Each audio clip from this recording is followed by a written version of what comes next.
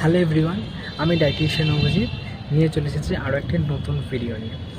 তো আজকালকার দিনে সোশ্যাল মিডিয়া খুললেই চারিদিকে দেখতে পাচ্ছি কেউ 1 কিলো চিকেন খেয়ে নিচ্ছে, কেউ 500 চিকেন খেয়ে নিচ্ছে, মানে আননেসেসারি যে যা পারছে করছে এবং সবাই নিজেকে ডায়েটিশিয়ান ভাবছে।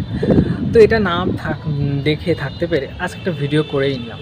অর্থাৎ কিনা একটা টার্ম রয়েছে মেডিকেল নিউট্রিশন থেরাপিতে, সেটা হচ্ছে প্রোটিন ইউটিলাইজেশন পার মিল। অর্থাৎ কিনা যারা নন অ্যাথলেটিক পারসন তাদের ক্ষেত্রে, অর্থাৎ সাধারণ মানুষ যারা, তাদের ক্ষেত্রে আমরা 0.24 থেকে 0.4 পার কেজি পার মিলে প্রোটিন প্রেসক্রাইব করে থাকি। অর্থাৎ যদি আমরা এক্সাম্পল ধরি, একজন 70 কিলো বডি ওয়েটেড পারসন, তার ক্ষেত্রে আমরা 17 গ্রাম থেকে 28 গ্রামের মধ্যে প্রোটিন রাখি পার মিলে। এছাড়া এবার যদি কেউ অ্যাথলেটিক পারসন হয়, তার ক্ষেত্রে আমরা সেটা 0.4 থেকে আমরা 0.55, অর্থাৎ কিনা সেটা 28 থেকে ম্যাক্সিমাম 38-40 গ্রামের মধ্যে। কিন্তু তারা এটা বুঝতে পারছে না যে এত প্রোটিন যদি তারা খেয়ে ফেলে তাদের কী কী প্রবলেম আসতে পারে। এক্সেসিভ প্রোটিন কিন্তু আমাদের একটা কিডনির ওপরে চাপ সৃষ্টি করতে পারে, ফলে কিন্তু বডিতে আমাদের ইউরিয়া, ক্রিয়েটিনিন যে সমস্ত টক্সিন লেভেলগুলো আছে সেগুলো বাড়তে পারে, ঠিক আছে।